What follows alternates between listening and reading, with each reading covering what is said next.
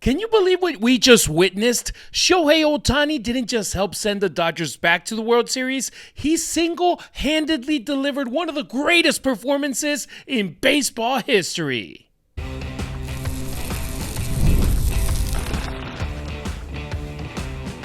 You are Locked On Dodgers, your daily Los Angeles Dodgers podcast. Part of the Locked On Podcast Network, your team every day. It's time for Locked On Dodgers, part of the Locked On Podcast Network, your team every day.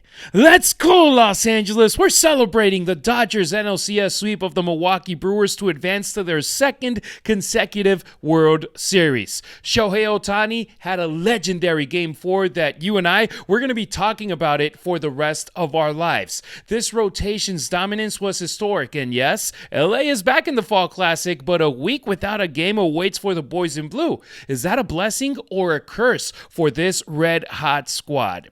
I'm Harry Ruiz, Spanish play-by-play broadcaster for the USC Football Trojans and the Las Vegas Raiders. I'm actually in my hotel room in Indiana ahead of the USC versus Notre Dame game on Saturday, but I couldn't wait until Monday to talk about this, so here I am, jumping on the mic to bring you a bonus solo episode of Locked On Dodgers, so buckle up, it's time to celebrate history in the making. If you're new to our show, thank you for checking us out. Now, please subscribe to our YouTube channel, leave a like and a comment as we love seeing what you have to say.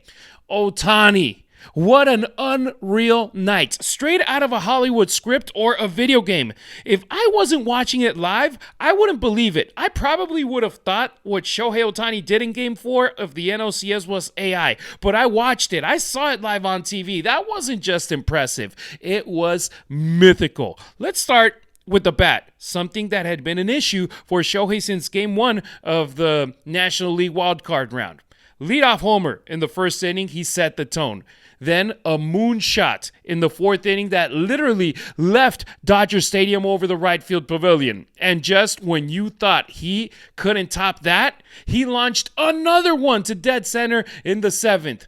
3 home runs in one postseason game, a clinching ticket to the World Series game for the boys in blue. That's kind of stuff that you only see if you play the show on PlayStation. Not in real life, but we know that Shohei Ohtani, he's not a human. He's an alien. He's out of this world. He's incredible. He's a one of one. Oh, not a once in a generation. It's a once in baseball history type of player that we're enjoying right now. The craziest part? I just spoke about Shohei Ohtani, the designated hitter. He was also the starting pitcher in this same game, and he wasn't just, okay, all right, he was decent. This dude was awesome. 6 shutout innings, 10 strikeouts, just 2 hits, 3 walks. He struck out the side in the first inning before even taking his first swing of the bat. So before he did all that with the 3 home runs, he already had 3 strikeouts in his count. I can't even describe it. We're just talking about one of the greatest individual performances in baseball history. Not just the postseason, but in baseball history overall, what we witnessed on Friday night at Dodger Stadium. A hitter goes 3 for 3 with 3 bombs and a walk. That's elite. A pitcher who strikes out 10 and throws 6 scoreless innings in the postseason, that's elite.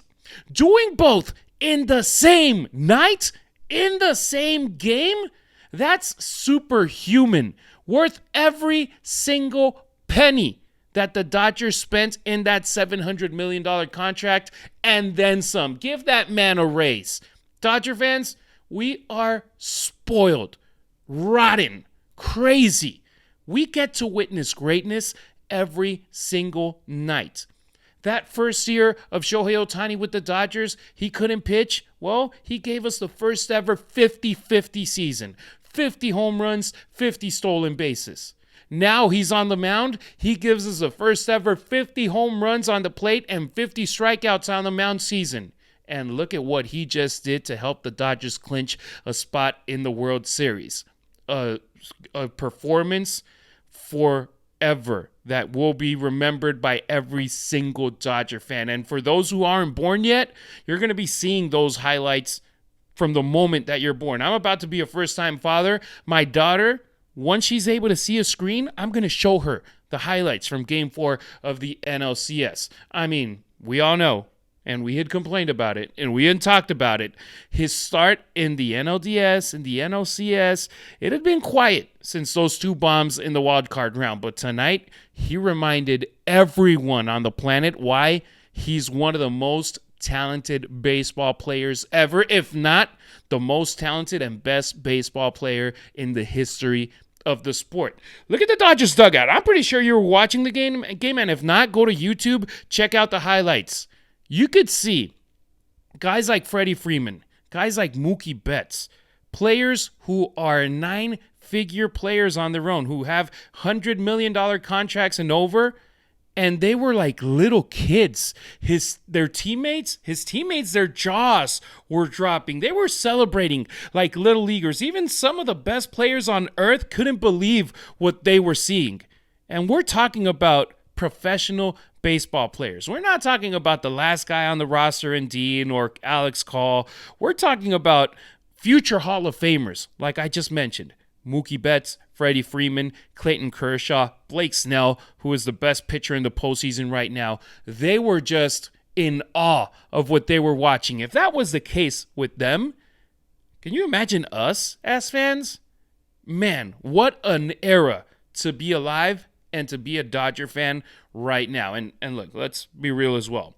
His career in Anaheim, it was wasted. It was in purgatory. No playoff runs, no spotlights in October, no team success. Now he's surrounded by stars. Betts, Freeman, Yamamoto, Snell, Glasnow, and a front office that gets it right when it comes to building winners. Anaheim, they spent money. Artie Moreno, he opened that wallet. He brought in Albert Pujols. Remember when that signing happened? He brought in Josh Hamilton. Remember when that happened? Anthony Rendon. Mike Trout, he extended him with a huge deal, but it never clicked. Players got injured. They weren't able to bring in replacements. They weren't able to get players off of their farm system to bridge that gap from an injury to a player to when he came back. The Dodgers, they were without most of this rotation for a big chunk of the season. They were with a Mookie Betts struggling for a long time. Freddie Freeman, Teoscar Hernandez, Max Muncy got hurt. Will Smith, he started struggling and then he got hurt. And the Dodgers, they still got the job done. On Friday's show, Travis and I, we were talking about who should win the NLCS MVP. I said I wouldn't go with Yamamoto or Snell because their dominance came in one start each. Well, Shohei ended up doing it all series long in different ways. Yes, the exclamation point, the big moment for Shohei Ohtani that's going to be remembered for the rest of time was Game 4. Of course, 3 home runs, 6 scoreless innings. But then go to Game 2. Hit, stolen base, RBI.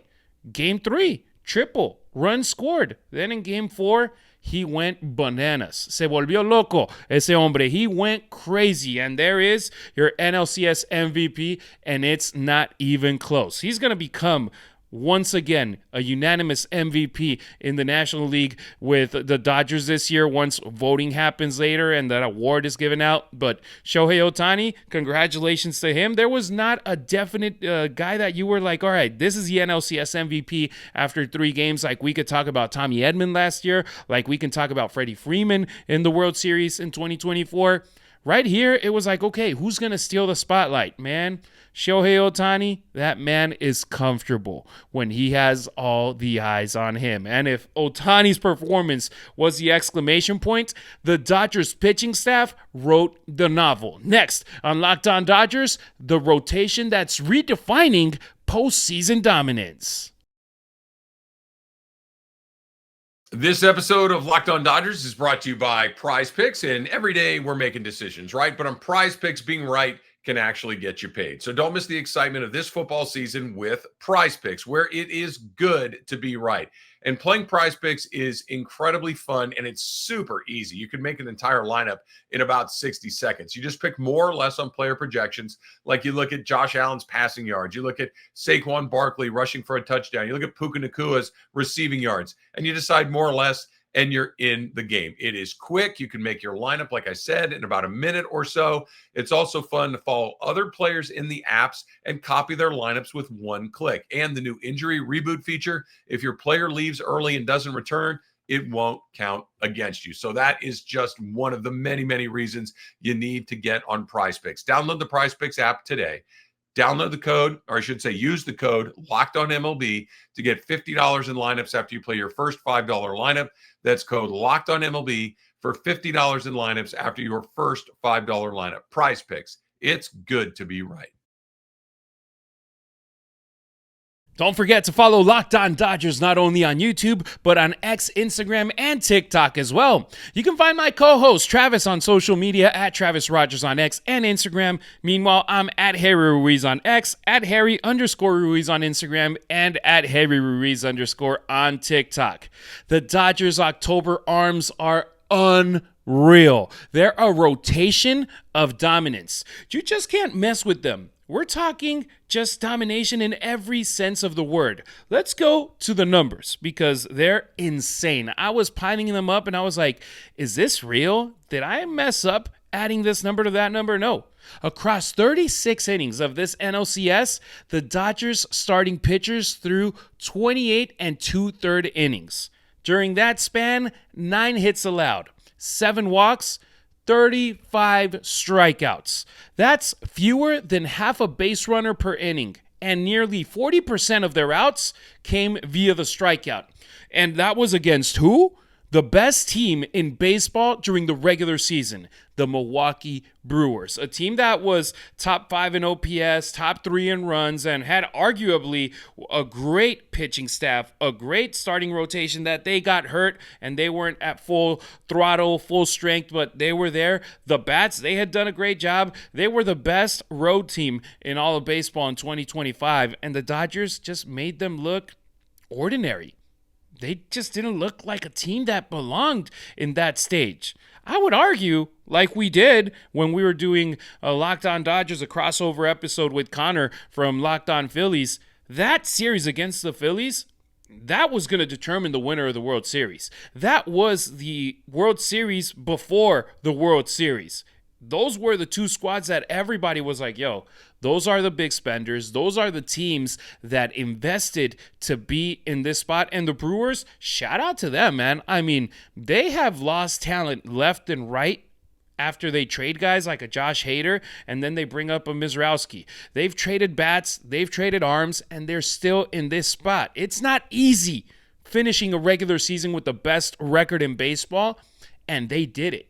But they just ran out of gas. They just ended up playing a team that was leaps and bounds better than them at this stage of the game. If you ask me in July, who's the better team? I would 100% say the Brewers. They swept us twice.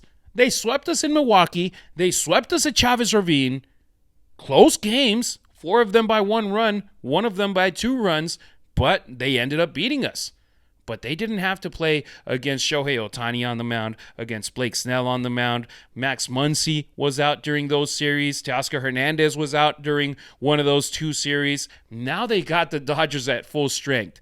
And I don't think there's a team in baseball that can go against the Dodgers at full strength. And right now, you saw those Brewers, a very good squad that went 5 against a very good Cubs team and ended up winning that divisional series. Against the Dodgers, they were absolutely shut down. Ohtani, Yamamoto, Snell, Glasnow, those starters are pitching lights out at this moment. Each one went and dominated in their own way. And this wasn't the case last postseason. Remember who was starting games for the Dodgers in 2024 in the playoffs? They were relying on Yamamoto, who had just come back from the injured list. They were relying on Walker Buehler. They were relying on Jack Flaherty, who they traded for in the deadline. And then a lot of bullpen magic through October. This year, the rotation is the heartbeat, the foundation, the difference. And look, if Ohtani hadn't hit 3 home runs and the Dodgers had won the game on Friday 2-1, there was a good case to be like, hey, Major League Baseball, let's give this award, the NLCS MVP award, to the starting rotation for the boys in blue because each one did their job in a great way. You had Blake Snell going 8 innings. You had Yoshinobu Yamamoto pitching a complete game. Glasnow being very, very good and being the only Dodgers starter that didn't go 6, and it was still good enough for this Dodgers team. You're talking about 4 legitimate aces. That's a poker of aces that the Dodgers have, all capable of going deep into games, all throwing filthy stuff, and all feeding off each other's success. Because when you got Blake Snell out there pitching the way that he did in game 1, I'm pretty sure Yoshinobu Yamamoto said, I want to do that, or I want to one-up him. Tyler Glasnow, same case. And then you had the cherry on top with Shohei Ohtani being like, all right, that was cool. Now let's see. Can you guys do this? Bam, bam, bam. 3 home runs. All right. Everybody was one-upping each other, and that's great. Because when you're one-upping your own teammates left and right, one game after the other, more likely than not, your team is going to be winning. And the Dodgers, they already won 2 in the wild card round. They already won 3 in the divisional round. They already won 4 in the NLCS. So that means that we only got 4 wins left from being the first team to go back-to-back World Series titles in a quarter century. This is a type of rotation that makes opponents walk into Dodger Stadium thinking we don't have a chance. It's the perfect storm. Elite arms, a lethal lineup, and a clubhouse that knows exactly what is needed to win. The only thing that might slow this team down, time. Not Father Time with the guys getting older. No, the Dodgers have a long wait before the World Series begins. Coming up on Locked On Dodgers, could it cool off this red-hot team? The NFL season is here. Baseball playoffs are here. The hockey season is here. Basketball's around the corner. And FanDuel, they have an offer that you are not going to want to miss. Because right now, new customers can bet just $5. You're going to get $300 in bonus bets if you win. That's right. You pick a bet, you put down $5, and if it hits, you're going to unlock $300 in bonus bets to use across the app, right? FanDuel's got a million different ways to play. You like parlays? FanDuel's got you covered for parlays. You like player props? Yep, they got player props too. Even, right, live lines, you're like, I'd like to see how the game's going a little bit. FanDuel's got live lines. Makes watching football, playoff baseball, everything you love even more exciting when you've got a little something riding on the action. So whether you're just a casual fan or you love going deep into all the numbers, FanDuel makes the game day experience so much better. So what are you waiting for? Visit FanDuel.com to download the FanDuel app today and get started. Thanks for making us your first listen wherever you may be tuning in, either on your favorite podcast app or our YouTube channel. Subscribe to it. It's free. Smash that notification bell so you never miss a beat. Full episodes, hot takes, breaking Dodgers news, and the Dodgers postcast show with Pete Fox live after the final out of every game. If it drops, you're on it. That's how you become an everydayer here on Locked On Dodgers. The boys in blue will have a relatively long wait for the start of the Fall Classic. Will this cool them off, or will it simply be resting up? For the first time ever, the Dodgers have swept the NLCS. It's their first 4-game sweep in franchise history at this stage, and it caps off an absolutely ridiculous run in the postseason. 9 wins in 10 games. They're steamrolling through October, and now they wait. The American League Series, over there, the championship isn't determined yet. They're not done. The Mariners just beat the Blue Jays in Game 5. They're up 3-2, and they're 1 win away from taking the pennant for the first time in franchise history. But the earliest that they would clinch is Sunday. If they go to Game 7, they'll be playing all the way through Monday. And the World Series, it's going to start next Friday. That's a full week between Game 4 of the NLCS and Game 1 of the World Series. So, the big question, does this week help or hurt? On one hand, rest is huge. Ohtani, he just threw 6 innings. Yamamoto, a full game. Blake Snell, 8 innings. Tyler Glasnow, 5 2/3, almost 100 pitches. They all get to reset. And it's the same case with the bullpen. They're going to get time to breathe. And it's professional sports. It doesn't matter if it's football, baseball, hockey, basketball. Guys are dealing with bumps and bruises. They're not at 100%. The Dodgers, they started the regular season in March on the other side of the world, in Japan. It's a long year. Baseball's long. 162 games plus October. It's a long season. Now they get this week to kind of chill, but most importantly, recover. On the other side of the coin, though, momentum is everything in baseball. This team is scorching hot. The lineup is locked in. The pitchers, they're in rhythm. And rhythm in October is priceless. That's the tricky balance. You don't want to lose that fire at this stage of the game. And you know what?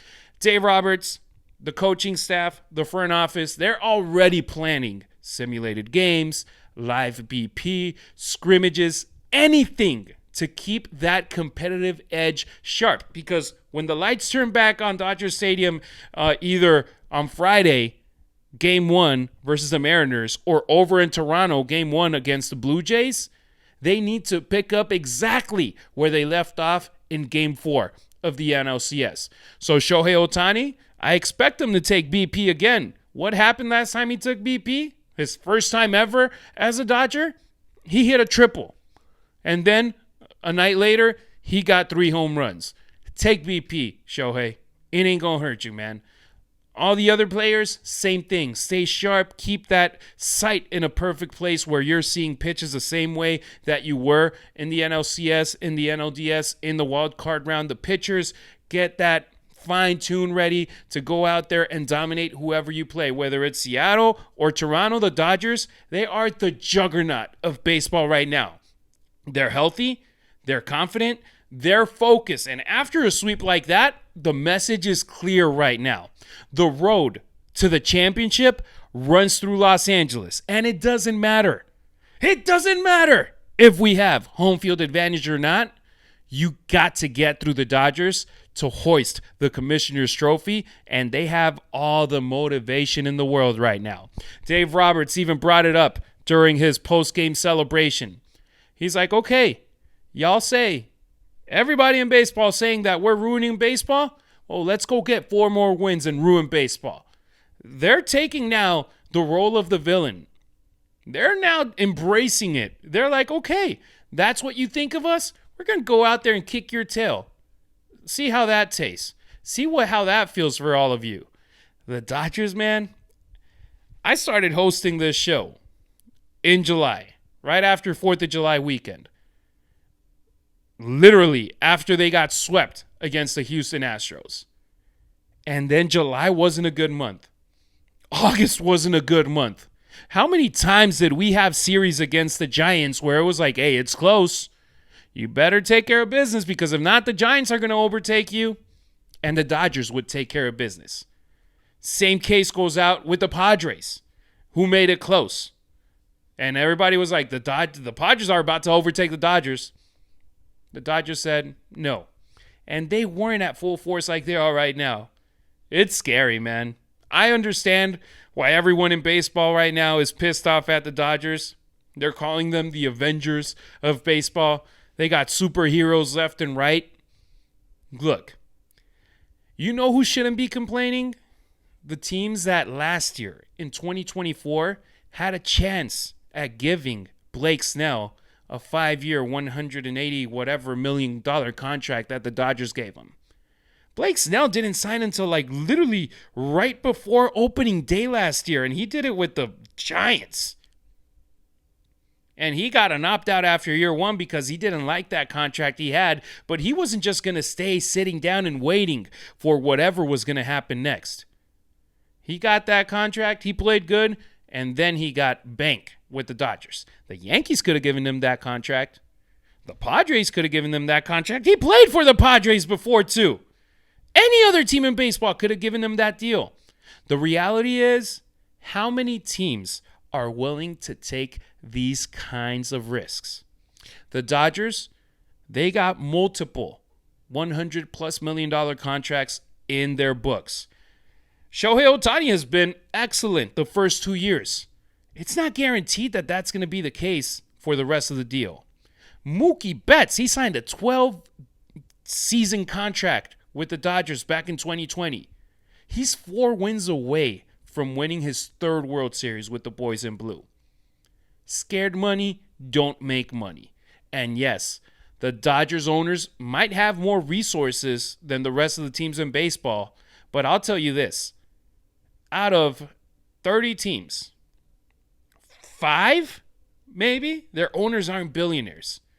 They're loaded. They have a lot of money. The difference between the Dodgers owners and the owners from other teams is that they are willing to invest all the money that they get out of baseball. They don't just look at it as a business where it's like, okay, I'm gonna get a lot of money out of it and be happy with that. It's like, no, they're going to get a lot of money out of it. They're going to invest that money back, and they're going to celebrate it with World Series championships. And us as fans in Los Angeles, we appreciate it. Thank you to Guggenheim. Thank you to the front office. Thank you to the coaching staff. Thank you to the players. We are going to enjoy this era of Dodgers baseball, and we don't care what all the haters around the rest of the fan bases around baseball are saying at the moment. This is our time, and we're going to enjoy the heck out of it. All right, that'll do it for today's episode of Locked On Dodgers. If you're still craving more baseball talk, have the all-new Locked On MLB Game Night be your second listen. Every game, every night, all season long. Get local analysis on a national scale. Find it on Locked On MLB on YouTube or wherever you get your podcasts. Tune in Monday as we start our coverage ahead of the 2025 World Series between the Los Angeles Dodgers and either the Seattle Mariners or Toronto Blue Jays. We appreciate you riding with us. Until next time, keep it real, keep it Dodger Blue.